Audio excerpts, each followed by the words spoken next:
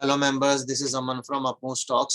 सो हमने crude oil पे already video record कर दिया है, तो हम लोग एक और कमोडिटी कवर कर रहे हैं आज, नेचुरल गैस। और सबसे अच्छा बात इसमें क्या होता है, क्रूड ऑयल और कमोडिटी मार्केट में कि आप लाइव वीडियो रिकॉर्ड कर सकते हो। तो नेचुरल गैस को हम लोग क्यों कवर कर रहे हैं, उसके पीछे एक कारण है। एक तो ये बहुत पॉपुलर कमोडिटी है इंडिया में और काफी लोग इसमें ट्रेड भी करते हैं। इसका जो एक लॉट साइज होता है 1250 का होता है, मतलब अगर ये एक पॉइंट मूव करता है तो इसमें 1250 रुपए का प्रॉफिट या नुकसान होता है। तो काफी मतलब नुकसान हो सकता है इसमें, इसलिए कोई ट्रेड हम लोग एडवाइस नहीं कर रहे हैं। हम आपको सिर्फ सिखाने की कोशिश कर रहे हैं। आप प्लीज वीडियोस को सीखने के पर्पस के लिए यूज कीजिए, क्योंकि पैटर्न्स टेक्निकल के कभी भी फेल हो सकते हैं। आपको स्टॉप लॉसेस पता होने चाहिए, आपको कैसे एग्जिट करना है वो भी पता होना चाहिए। सिंपली ट्रेड में घुसना बहुत आसान है, बट निकलना बहुत मुश्किल होता है।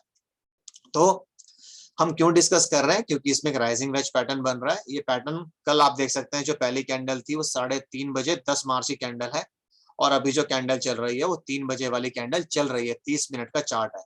तो जो पॉसिबल प्रोजेक्शन हम करने की कोशिश कर रहे हैं, ज्यादा से ज्यादा मंडे तक के लिए रेलिवेंट रहती है। तो आप सोच रहे होंगे कि जो पैटर्न हम डिस्कस कर रहे हैं उसका नाम है राइजिंग वेज पैटर्न। तो नाम में तो राइजिंग है, बट ये क्यों डिस्कस किया जा रहा है, तो ऊपर ही जा रहा है वैसे भी।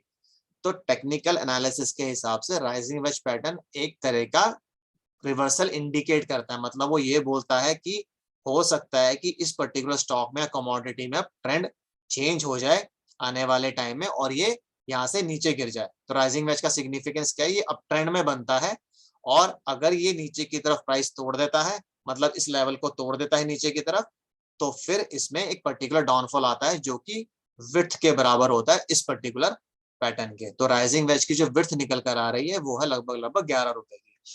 तो हम मान लेते हैं कि अगर नेचुरल गैस जो है इस पर्टिकुलर लाइन को 359 पे तोड़ता है, तो हो सकता है कि हमें इसमें 348 रुपए का टारगेट मिले। अगर 360 पे तोड़ता है तो हो सकता है हमें 349 का टारगेट मिले। 361 पे तोड़ता है तो हो सकता है हमें 350 का टारगेट मिले। इसलिए ये बहुत आसान नहीं होता। बहुत लोगों को लगता है कोई ट्रेडिंग स्ट्रेटेजी है, उठा के हमने चेप दी और उससे आपका पैसा बन जाएगा। आप देखिए कब से हम इस पैटर्न को मॉनिटर कर रहे होंगे, कब हमें ये पैटर्न आइडेंटिफाई हुआ होगा, और जैसे ही हमें आइडेंटिफाई हुआ हम आपके लिए वीडियो रिकॉर्ड कर रहे हैं। इसलिए कोई बच्चों का खेल नहीं है कि ऐसे उठा के किसी ने आपको दे दिया और काम हो गया। अभी भी कोई गारंटी नहीं है कि इसको नीचे की तरफ तोड़ेगा। हो सकता है ऊपर जाता है ऊपर की तरफ तोड़ दे। अगर ये ऊपर की तरफ तोड़ देगा तो राइजिंग वेज फिर उस केस में फेल हो जाएगा। बट सीखना बहुत जरूरी है, अगर नीचे की तरफ तोड़ता है तो क्या होगा। नीचे की तरफ तोड़ देगा तो 11 रुपए का फॉल आ सकता है। जरूरी नहीं एग्जैक्टली 11 रुपए का ही है, क्योंकि बीच में इसको सपोर्ट भी मिलेगा दो चार जगह। बट ऐसा माना जाता है टेक्निकल एनालिसिस में कि अगर राइजिंग वेज पैटर्न कंफर्म हो जाए, मतलब उसका ब्रेकडाउन आ जाए, तो प्राइस फॉल बहुत शार्प होता है और बहुत जल्दी भी आ सकता है। हम आपको फिर रिक्वेस्ट करेंगे, आप प्लीज कोई भी ट्रेड मत लीजिएगा। ये सिर्फ एक एजुकेशनल वीडियो है। आप देखिए ये पैटर्न्स काम करते भी हैं कि नहीं करते हैं। एक्चुअली में आज काम नहीं कर रहा, हो सकता है मे बी नेक्स्ट टाइम आपके किसी स्टॉक में काम कर जाए। अगर आपको आइडिया होगा तो आप थोड़े से अपने आप को प्रिपेयर रख सकते हैं किसी फॉल के लिए। तो राइजिंग वेज में दो लाइंस बनी, एक लाइन ये, एक लाइन ये। तो हमने कुछ लोसो कनेक्ट करके लाइन बनाई है, कुछ हाईसो कनेक्ट करके ये लाइन बनाई है। ऑब्जेक्टिव क्या है कि रेंज अब इसकी नैरो होती जा रही है, हम रेंज को आइडेंटिफाई करने की कोशिश कर रहे हैं। जब ये शुरू हुआ था तो लगभग 11 रुपए का आप रेंज लेके चलेंगे जिसकी विड्थ निकल कर आ रही है, और अगर ये नीचे की तरफ तोड़ देता है तो ये पैटर्न कंफर्म हो जाएगा और हमें 11 रुपए तक का फॉल मिल सकता है।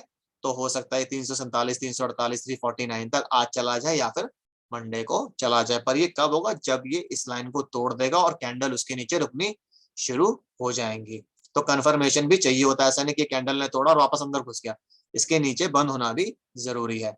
तो राइजिंग वेज पैटर्न इंपॉर्टेंट है टेक्निकल एनालिसिस में, और इसका नाम कई बार बहुत डिसीविंग होता है। लोगों को लगता है तो राइजिंग वेज है तो ऊपर ही जाएगा।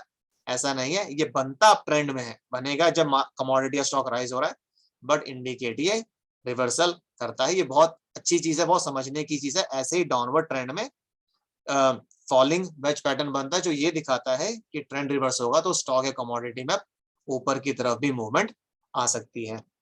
तो अगर आपको इस पर्टिकुलर पैटर्न से रिलेटेड कुछ भी क्वेरी है तो आप हमसे पूछ सकते हैं। अदरवाइज गूगल करके भी आपको सब मिल जाएगा इसके बारे में कि कैसे ये काम करता है और कब ये कंफर्मेशन देता है कि हाँ ये पैटर्न कंफर्म हो गया, टूटने के बाद कब कैसे ये ऑपरेट करता है। अगर आपको इस वीडियो से रिलेटेड कुछ भी क्वेरी है तो अपने कमेंट सेक्शन में डाल सकते हैं, हमारे कमेंट सेक्शन में डाल सकते हैं वीडियो के।